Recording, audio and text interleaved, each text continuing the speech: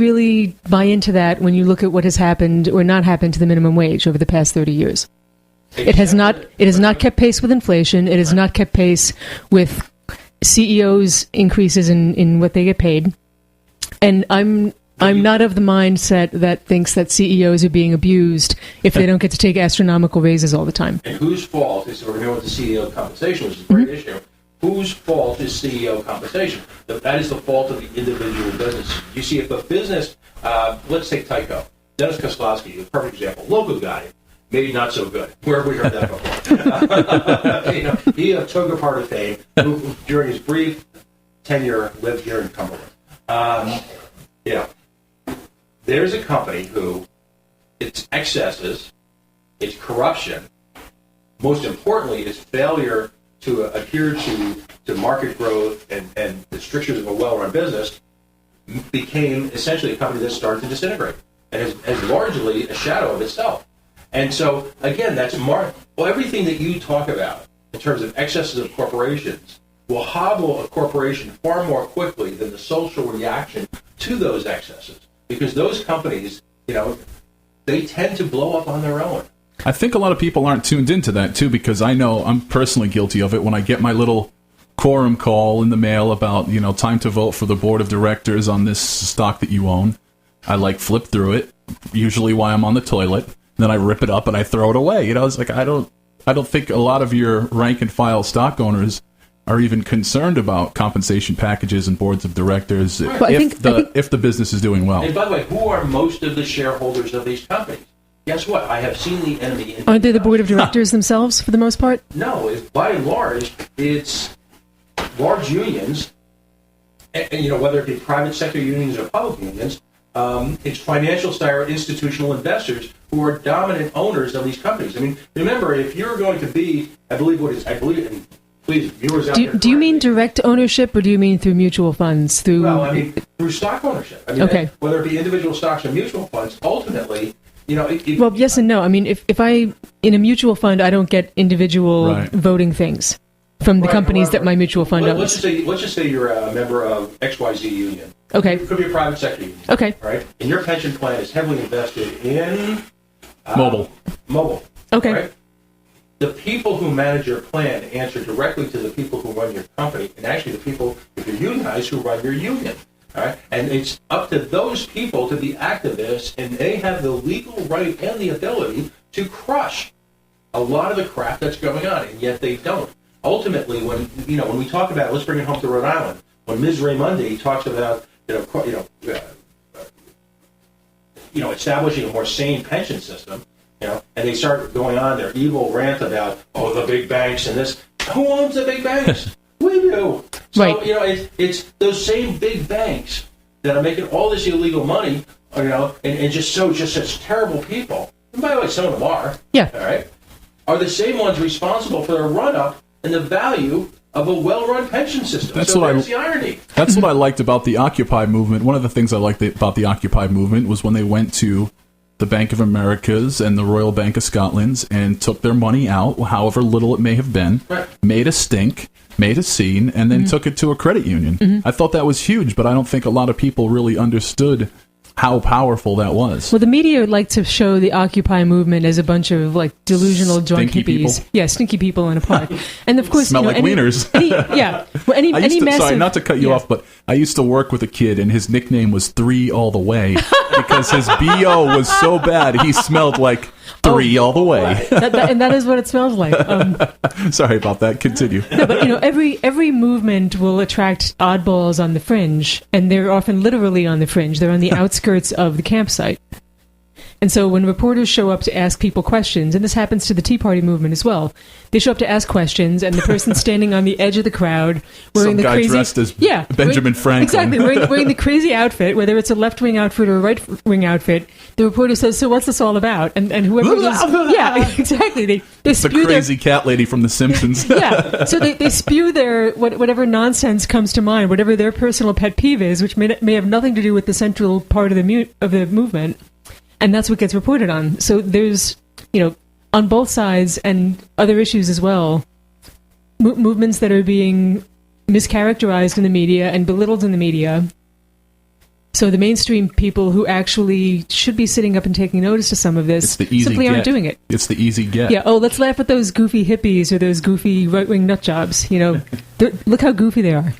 Well, and part of it too is the organizations that they're part of would have them sort of dumbed down to the reality of their existence. And there's no better case for that than here in the United States in unions. And I come from a union family, and I firmly believe that private company unions are the embodiment of capitalism. And here's why I say this. If you talk about it from an economic standpoint, there are three components of capitalism. There's labor, there's capital, and there's raw materials. So if raw materials can become the collective, if Aramco or whoever wants to come together and organize to gain economies of scale and strengthening of the marketplace, that's seen as a good.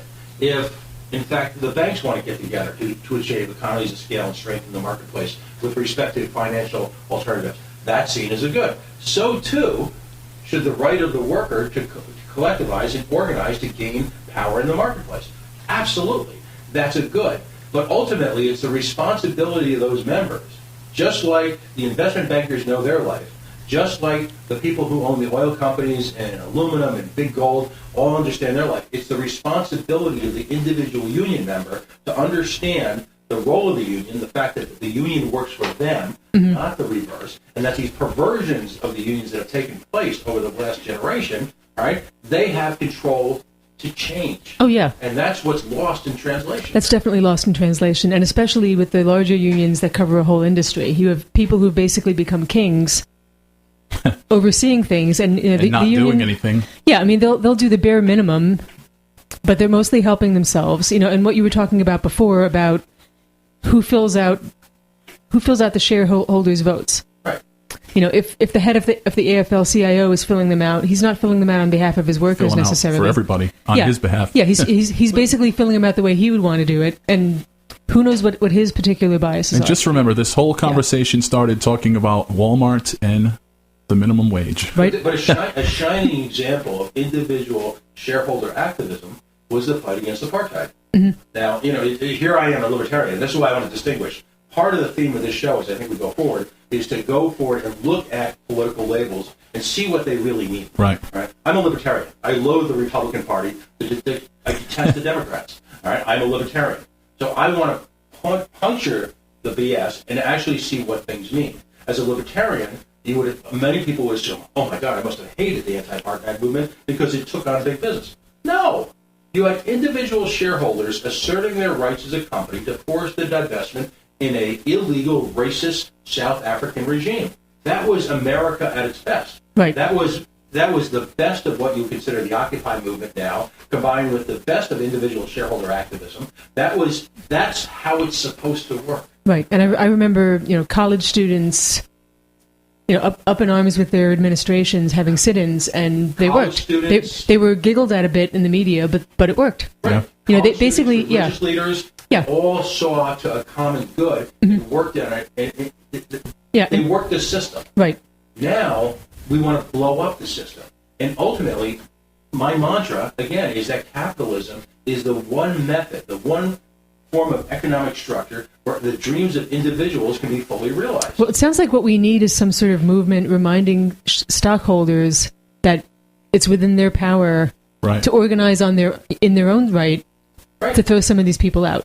Absolutely. And part of it is you can't sit by and allow some appointed. I mean, Rhode Island is the poster child for that. Let's take the NEA. Right again, the individual teachers who are members of the NEA as individuals and even as a collective are incredibly bright, incredibly articulate, incredibly talented group of people who have to face a lot of adversity in trying to manage the system we call education here in the state of Rhode Island. They are so dumbed down in the sense by their leaders in the teaching, some of whom have actually engaged in criminal acts over the last year. That it's astonishing that people of that integrity and that strength would allow themselves to be represented like that. Where's the cries of outrage from teachers about trying to screw with election results, engaging in intimidation? I mean, where is that? Free pizza. Because people are motivated in this state by their own self-interest. Nobody wants to upset the apple cart. Plus, I think people might be afraid of retaliation. Yeah. If I try to lead a revolt and I lose, what happens then? Then you're working at Walmart. Yeah, my name keeps getting put at the bottom of the list, and I don't get the call back. Hey, you just heard 40 minutes of uninterrupted talk right here on the Coalition. Something you're not going to hear anywhere else. We're going to take a quick break. We're going to come back. I think we're going to talk a little bit about the FCC, and then we're also possibly talking about P.O.'s pal. They go horseback riding and they drink lattes together. A guy named Link Chafee. But do you ride on the front of the horse, or do you ride on the back of the horse? Can I interject one moment? Sure. In honor of Link, I just want to remind people of that great moment from the 60s. A horse is a horse, of course, but no one can talk to a horse, of course, unless, of course, a famous horse is a famous Mr. So I just, I bring that to you in the spirit of Link and Chafee. We're going to take a quick break, and then you'll hear more of the Coalition.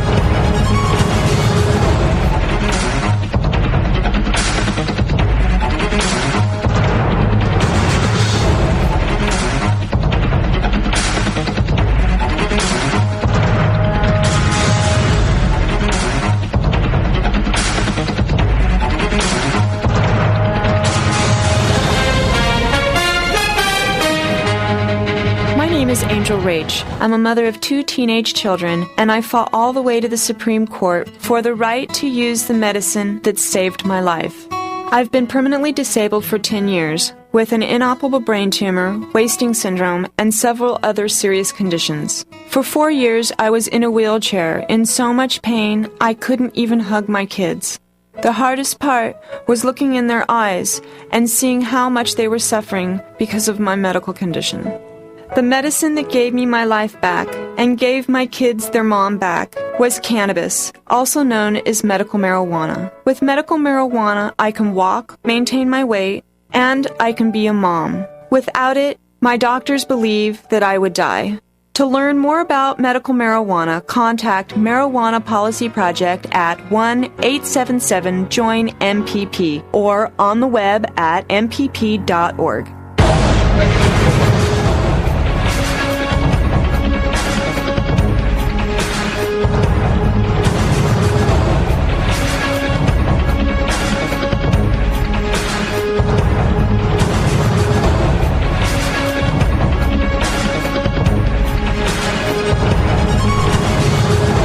You're listening to the Coalition. Tony Jones here. Don't forget to check out coalitionradio.us and on Facebook, facebook.com/The Coalition Radio.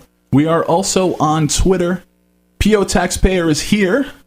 Hey now. Christine is here. Hello. How are you guys feeling about... Let's talk... We did mention it on the luxurious Tony Jones show yesterday, but I think that it does bear repeating the fact that if you are local, our incumbent governor has decided, surprisingly, he is out of the race, and some people people are going nuts. They see this as a game changer. I'm verklempt. Bereft. Heartbroken. How about you, Christine? Well, first of all, I think you should always call it the luxurious Tony Jones show. I think it's a fantastic name. Yeah, it's a game changer anytime you have an incumbent leave. It's it's a wide open race. I think you'll have lots of quote smaller candidates throw their hats into the ring, like we see every time there's no lame duck potential candidate for president, or not someone from the ruling party.